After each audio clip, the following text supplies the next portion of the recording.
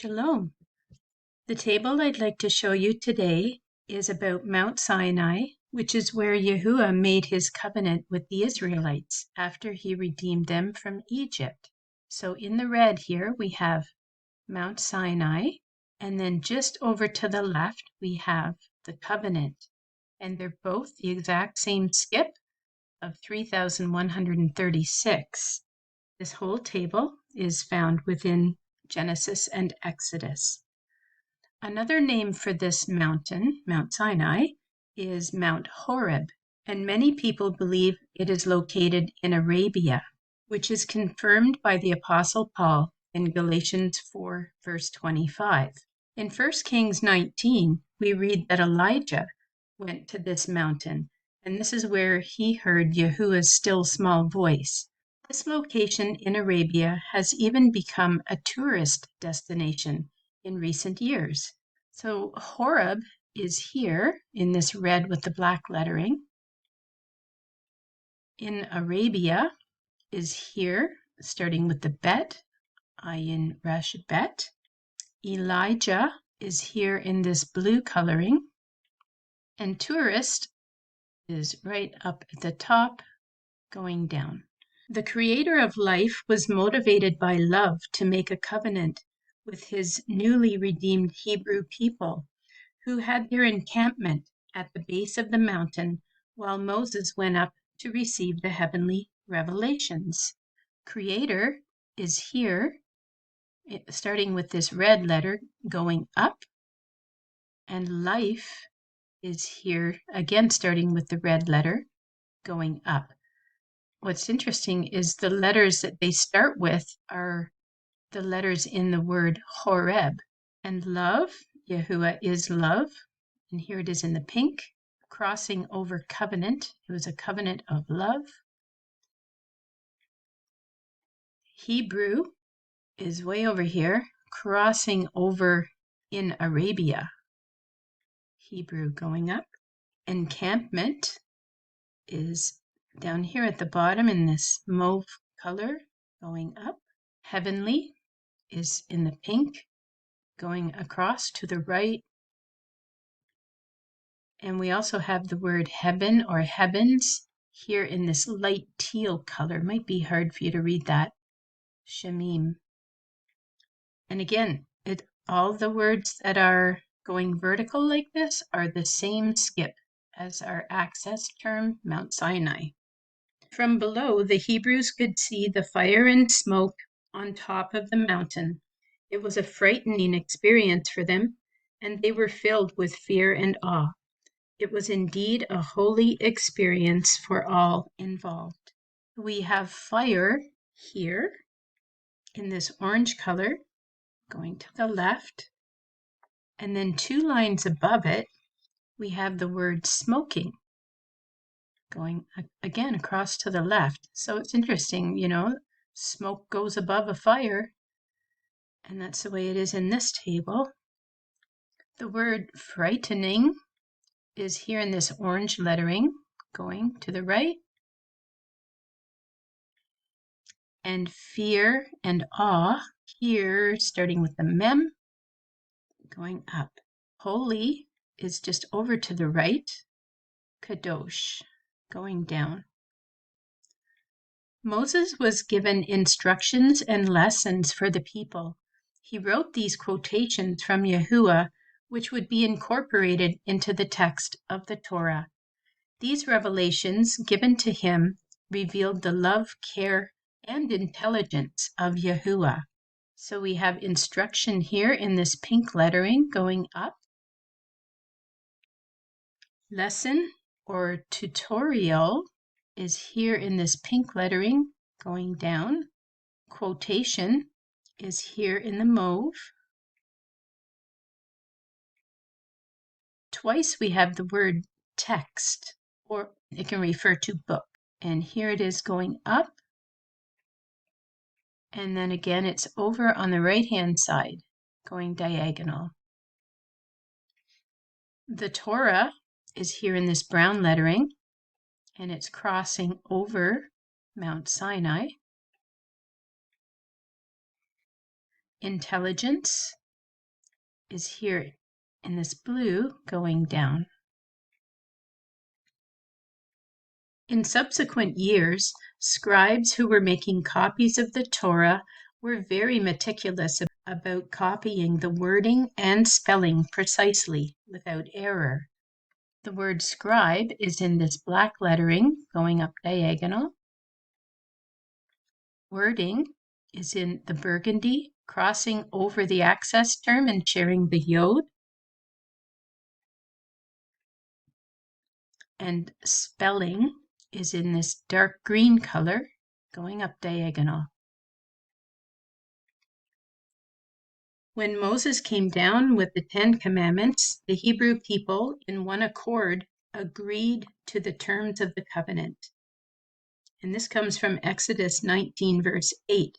Then all the people answered together and said, "All that Yahuah has spoken, we will do." Because of this, they were now obligated to obey their Elohim. Even till this day, Hebrews wear tzitzit as a reminder to keep the commandments of Yah with a circumcised heart. The word obligated is in this peach color going to the right. To obey is here in this plum color, and it's intersecting, it's crossing the word obligated. Tzitzit is in this blue going down diagonal, and circumcised is in this teal color going up.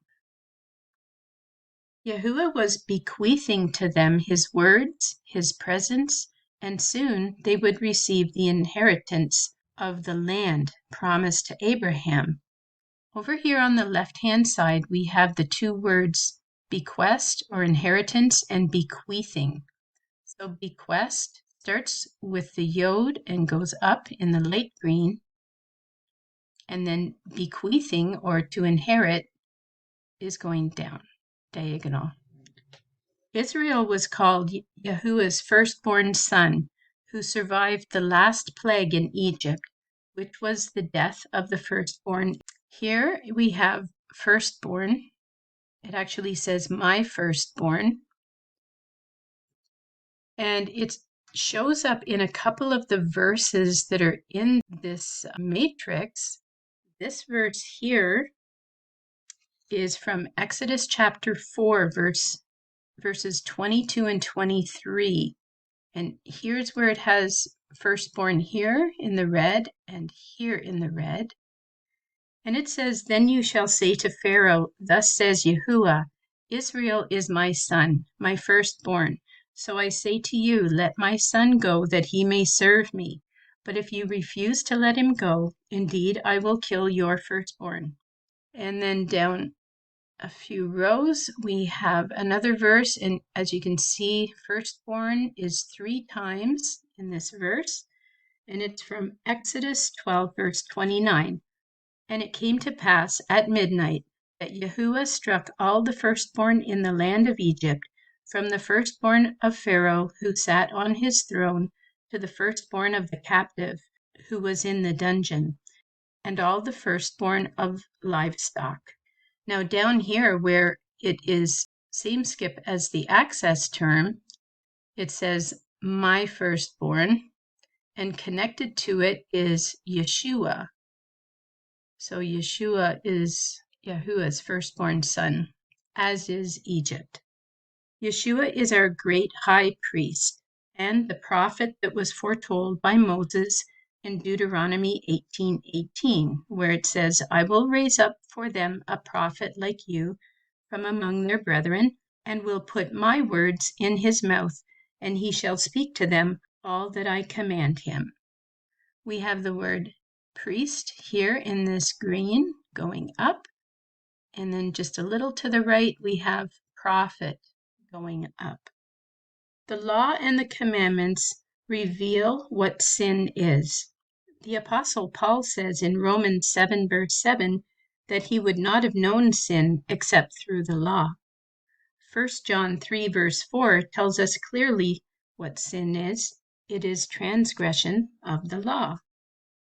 And we have the word sin way over here on the outside. The good news, or the gospel message, is that Yeshua came to earth to live a perfect life, faithfully obeying the commandments, and then dying in our place as a perfect sacrifice for our sins to make atonement for us. Then he resurrected on the third day. Now that's good news. And here we have good news, Beshorah, in this teal coloring. Now, because of this, we can be reconciled to Yahuah and live in his presence. His presence was represented by the Ark of the Covenant, which runs across the top of the table here, a rune. And if you add the hay on the end of it, it spells Aruna. That is the name of the man who owned the threshing floor that David purchased and later became the location of the temple that would house the Ark of the Covenant. Now we'll look at the verses that have been highlighted.